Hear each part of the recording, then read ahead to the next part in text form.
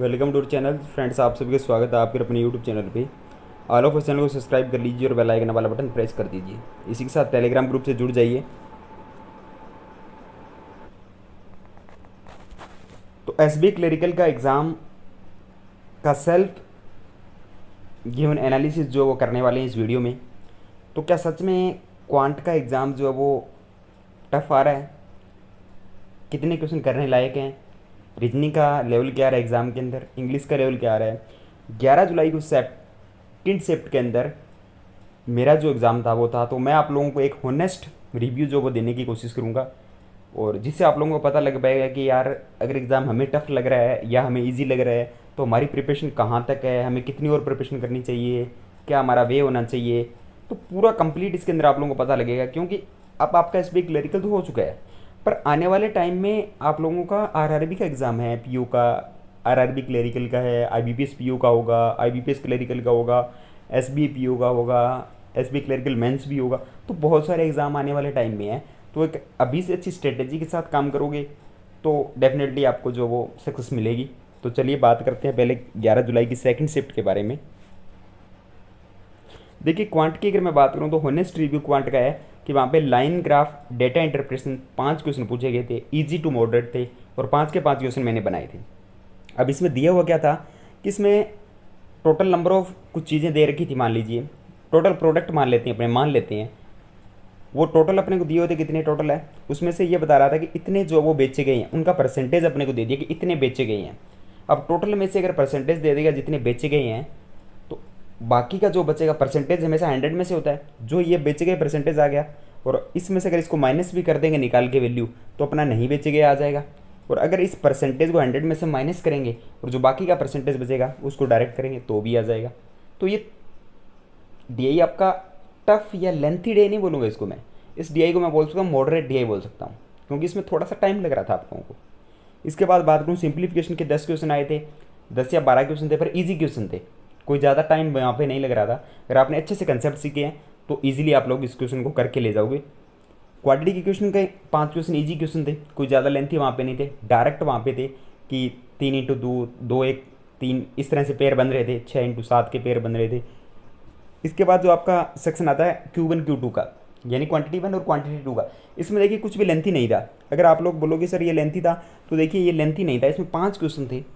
इसमें थे क्या कि Q1 और Q2 दिए हुए थे, यानी स्टेटमेंट, 2 स्टेटमेंट दिए हुए थे। उसमें से आपको बताना था कौन सा बड़ा है कौन सा छोटा है। अब सेकंड के अंदर क्या था, आपको एग्जैक्ट जैसे 32 दे रखा है, ये वैल्यू दे रखी थी, और फर्स्ट की वैल्यू निकालने के लिए आपको अर्थमेटिक का एक क्वेश्चन दिया हुआ था, और वो भी क्वेश्चन 2 लाइन का क्वेश्चन था, ईजी क्वेश्चन था। अगर वो क्वेश्चन आप लोग कर लेते और उस फर्स्ट की वैल्यू निकाल लेते, और ये सेकंड की वैल्यू आप लोगों के पास ऑलरेडी थी, उसमें सिर्फ एक ही क्वेश्चन ऐसा था जिसमें दोनों की वैल्यू निकालनी थी, तो आप 4 क्वेश्चन ईजिली कर सकते थे। अब ये वैल्यू आपकी जो भी आएगी वो इससे बड़ी होगी छोटी होगी, आप कंपेरिजन कर सकते थे। और यहाँ पे जो क्वेश्चन आए थे वो क्वेश्चन आए थे आपके टाइम एंड वर्क से, पाइपनस्टन से, SICI से, मिक्सचर से, प्रॉफिट एंड लॉस से। तो ये क्वेश्चन आपके पूछे गए थे। इसके बाद अर्थमेटिक के 10 क्वेश्चन थे, इजी टू मॉडरेट। अब अर्थमेटिक के क्वेश्चंस को मैं इजी नहीं बोलूँगा, पर इजी टू मॉडरेट बोलूँगा, क्योंकि अगर आपके कंसेप्ट क्लियर है, आपने बहुत सारे क्वेश्चन प्रैक्टिस कर रखे हैं, तो आप क्वेश्चन को बना लोगे 30 सेकंड में। अगर आपने कंसेप्ट आपके हर टॉपिक के क्लियर नहीं है, तो आप लोग क्वेश्चन जो वो 1 मिनट में भी नहीं बना पाओगे, क्योंकि क्वेश्चन को जो लेवल है वो मॉडरेट आ रहा है, अच्छा लेवल का क्वेश्चन आ रहा है। अब ये नहीं है कि सीधा ईजी क्वेश्चन नहीं आ रहा कि 57 लीटर है और इसमें 14 दिन का रेशियो है, बताओ मिल्क कितना है, तो वो नहीं आ रहा, वो क्वेश्चन नहीं आ रहा। अब क्वेश्चन ये आ रहा है कि आप लोगों के पास ये रेशियो दे रखा है मिक्सचर का, इतना मिक्सचर निकालना है, उसके बाद इतना मिक्सचर उसमें और पानी इतना डाल दिया उस मिक्सचर में, उसके बाद नया रेशियो ये हो गया, अब बताओ इन दोनों का डिफरेंस कितना है। तो क्वेश्चन तो वही है आप लोगों का, पर क्वेश्चन को थोड़ा सा पूछने का तरीका अलग है, और उसमें क्या हो रहा है, जो कैलकुलेशन कंप्लीट कर रहे हैं अपने, तो उसमें थोड़ा सा टाइम लग रहा है। यानी जो क्वेश्चन 30 सेकंड में होना था वो क्वेश्चन 50 सेकंड तक जा रहा है। इसका मतलब क्या है? इसका मतलब ये है कि अपने को 35 में से 35 नहीं करना मैथ के अंदर, अपने को जितने एग्जैक्ट अपने क्वेश्चन कर पा रहे हैं उतने ही क्वेश्चन करने हैं। ये चीज़ ध्यान रखना वहाँ पे। ये नहीं कि मैं 35 के 35 करूँगा कुछ भी हो जाए, 35 नहीं कर पाओगे वहाँ पे। आप लोगों को जितने क्वेश्चन किए हैं उतने आपके करेक्ट होने चाहिए। अब रीजनिंग सेक्शन की मैं बात करता हूँ आगे। तो रीजनिंग का एग्जैक्ट रिव्यू है सेकंड शिफ्ट का। 20% जो अनसर्टेन वाली पजल है उसमें 20% थे, 2 पॉसिबिलिटी थी, एक पॉसिबिलिटी में पजल बन रही थी। तो 20 अगर किसी का आंसर है उसमें कि 20 लोग टोटल बैठे थे पंक्ति में, तो आपका करेक्ट आंसर है। डबल लाइनर पजल थी एक, उसके बाद एक फ्लोर वाली पजल थी, उसमें 2 फ्लैट दिए थे, पी क्यू फ्लैट दे रखे थे, 4 उसमें फ्लोर थे। इजी पजल थी, कोई गलती नहीं थी उसमें। बहुत सारे स्टूडेंट मैंने देखा कि बोल रहे हैं वो पजल गलत थी, कोई भी पजल गलत नहीं थी रीजनिंग के अंदर। रीजनिंग के अंदर मैंने अटैम्प्ट किए थे 34, मैं आप लोग बता देना चाहता हूँ कि रीजनिंग के अंदर मैंने 34 अटैम्प्ट किए थे, कोई भी क्वेश्चन गलत नहीं था। सिर्फ मैंने एक क्वेश्चन छोड़ा था, वो भी आप लोगों का मेजरमेंट वर्ड था, उसमें तो आप लोगों का एक टीम वर्ड बन रहा था, एक मीट वर्ड, इस तरह से बन रहे थे, तो वो वाला क्वेश्चन छोड़ने वाला था। और वो आप लोग भी छोड़ते तो कोई दिक्कत नहीं थी उसमें, क्योंकि उसमें रिस्क होता है कि अगर आप लोगों को अच्छे से वर्ड्स के बारे में पता नहीं है तो आप लोग उसको क्वेश्चन को छोड़ सकते हो। तो 34 क्वेश्चन जो वो रीजनिंग में मैंने बनाए थे स्टिक क्वेश्चन है, कोई भी कहीं पे भी कोई गलती नहीं है। मंथ बेस पजल थी, सिलोजिज्म थे, इनक्वलिटी थी, मिक्स सीरीज थी, वर्ड फॉर्मेशन था, और डायरेक्शन के 5 क्वेश्चन यहाँ पे पूछे गए थे। एक बार तो 3 क्वेश्चन थे, उसके बाद 2 क्वेश्चन का एक सेट अलग से था, तो 5 क्वेश्चन डायरेक्शन थे। यहाँ पे अगर मैं बात करूँ तो यहाँ पे मेरे अटैम्प्ट तो 29 था, मैथ्स के अंदर 29 अटैम्प्ट थे 35 में से, तो आप देख लेना अब अटैम्प्ट्स। इसके बाद अगर मैं बात करूँ गुड अटैम्प्ट्स के बारे में, तो इंग्लिश लैंग्वेज के अगर किसी ने 23 से 25 अटैम्प्ट किए तो बहुत अच्छे अटैम्प्ट है। अगर एक्यूरेसी 100% है तो सुपर एक्सलेंट अटैम्प्ट आपके इंग्लिश के अंदर, क्योंकि इंग्लिश का लेवल जो है वो ईजी था। पैसेज थोड़ा सा मैं बोल सकता हूँ कि आप लोगों को दिक्कत आ रही होगी, पर बाकी की जो भी चीज़ें थी इंग्लिश के अंदर वो ईजी थी। रीजनिंग का 27 से 29 तो ईजिली आप बना सकते थे, 30 तक तो ईजिली बना ही सकते थे अगर किसी को एक पजल में दिक्कत हो रही है। पर दिक्कत क्यों हो रही है एक्चुअली मैं बता दूं आपको, आपकी प्रैक्टिस नहीं है पजल्स की, उस टाइप की पजल की प्रैक्टिस नहीं है। अब फ्लोर फ्लैट वाली पजल है, उस टाइप की आप कम से कम 20 से 25 पजल बनाओ तो आप इजीली उस पजल को बना पाओगे। अब आपने उस टाइप की इंडिविजुअली पजल की प्रैक्टिस की नहीं हुई है, और एग्जाम के अंदर आप लोग सोच रहे हो कि हमारी पजल 2 या 2.5 मिनट में बन जाए, या आपने करेक्ट तरीके से उनकी बार बार प्रैक्टिस नहीं की है, तो वहाँ पे कैसे बनेगी। तो ये आपके अंदर जो वो थोड़ी सी कमी है, इसको आप लोग सुधार कीजिए। आप जो चीज़ें आपको इस एग्ज़ाम में नहीं हुई आपसे, उनको आप लोग ज़्यादा प्रैक्टिस कीजिए। इस चीज़ को आप स्वीकार करोगे तभी आपका सिलेक्शन होगा।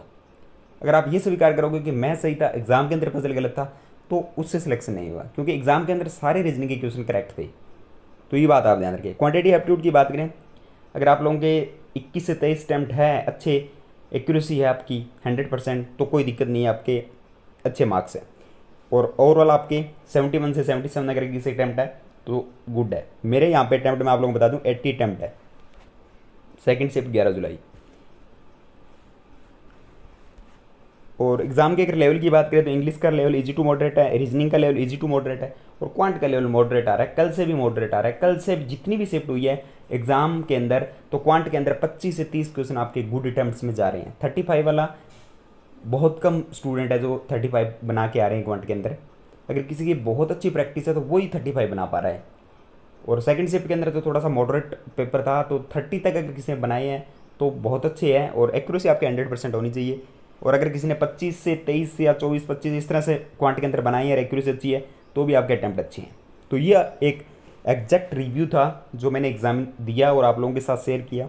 अब मैं आप लोगों को एक सजेशन ये देना चाहूँगा कि जिन भी स्टूडेंट्स को इस एग्ज़ाम में लगा कि यार ये क्वेश्चन मेरे से नहीं बन रहा, अर्थमेटिक है, ये टॉपिक के क्वेश्चन मेरे से नहीं बने थे, वहाँ पे टाइम टेकिंग थे, पजल्स मेरे को लग रही है तो ये तो गलत है यार पजल, मैंने 3 बार पजल को बनाया, 4 बार पजल को ट्राई किया। मैं सिंप्लीफिकेशन का क्वेश्चन भी मैंने एक देखा था बच्चे का कमेंट कि सर मेरा सिंप्लीफिकेशन का क्वेश्चन वहाँ पे नहीं बन रहा था, मैंने 4 बार ट्राई किया फिर भी उसका आंसर अलग आ रहा था। पर मैं आप लोगों को बता दूँ जितने भी सिंप्लीफिकेशन के क्वेश्चन आए थे मैं खुद बना के आया हूँ, उसमें से कोई भी गलत क्वेश्चन नहीं था, सारे क्वेश्चन करेक्ट थे। तो अब आप खुद देखो कि हमारी कमी कहाँ पे रह रही है। हमें कंसेप्ट में बोर्ड मार्क्स का कंसेप्ट क्लियर नहीं है कि पहले क्या करना होता है, बाद में क्या करना होता है, किस तरह से चीज़ों को सॉल्व करना होता है। स्केयर हमें अच्छे से याद है, क्यूब हमें अच्छे से याद है, स्क्वायर रूट आ जाता है तो हमें किस तरह से करना है। तो वो सारी चीज़ें आप लोग समझिए और अपनी प्रैक्टिस और ज़्यादा बेहतर कीजिए, क्योंकि आने वाले टाइम में और भी बहुत सारे एग्जाम है आप लोगों के। तो जिनका एग्ज़ाम अच्छा निकल गया तो वो तो अपनी मेंस के साथ साथ आरआरबी के लिए निकलिए अब आगे, और जिनका एग्ज़ाम आने वाली शिफ्ट्स में है तो वो इन बातों का ध्यान रखें कि जो चीज़ें हो रही है वो करेक्ट वे में करें। अगर कोई क्वेश्चन ज़्यादा टाइम ले रहा है उसको स्किप करें, और जिनको ये दिक्कत हो रही है प्रीलिम्स के अंदर भी कि क्वेश्चन नहीं बन रहे, ऐसे लग रहा है कि क्वेश्चन तो गलत ही थे सर, पजल्स नहीं बन रही है, तो उनको बार बार प्रैक्टिस कीजिए, उस टाइप के इंडिविजुअली क्वेश्चन को प्रैक्टिस करें आप। तो आपकी जो पजल भी बनेगी, स्पीड भी आएगी, और एग्जाम के अंदर भी आप करके आओगे, डेफिनेटली आपके अटैम्प्ट अच्छे जाएंगे। आप करके देखो, आरआरबी तक आप लोग इस चीज़ पे वर्क करके देखो डेली बेस पे कि जो चीज़ें नहीं आ रही उसको बार बार प्रैक्टिस करो, डेफिनेटली आपके मार्क्स अच्छे आएंगे।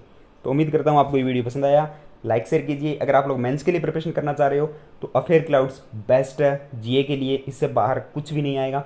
लिंक डिस्क्रिप्शन दिया है। बैंकिंग सक्सेस कोड यूज़ कीजिए, 10% का डिस्काउंट लीजिए। गाइडली के बंडल PDF है, अच्छे है प्रैक्टिस के लिए, मेंस लेवल, प्रीलिम्स लेवल्स, इनके अच्छे क्वेश्चंस है, एग्जाम लेवल क्वेश्चंस है। लिंक डिस्क्रिप्शन दिया है। बैंकिंग सक्सेस कोड करने पर आपको 10% का एक्स्ट्रा डिस्काउंट इस पर भी मिल रहा है। और मॉक टेस्ट के लिए मैं आप लोगों को ऑलरेडी सजेस्ट कर चुका हूँ कि best and the best mock test है ओली बोर्ड के, तो उनके भी लिंक डिस्क्रिप्शन में लिए हुए हैं। तो सभी के लिंक मैंने डिस्क्रिप्शन में लगा रखे हैं, तो आप लोगों को जो जिस हिसाब से रिक्वायरमेंट आप उसका फ़ायदा उठा लीजिए। तो थैंक यू दोस्तों, हैव अ नाइस डे।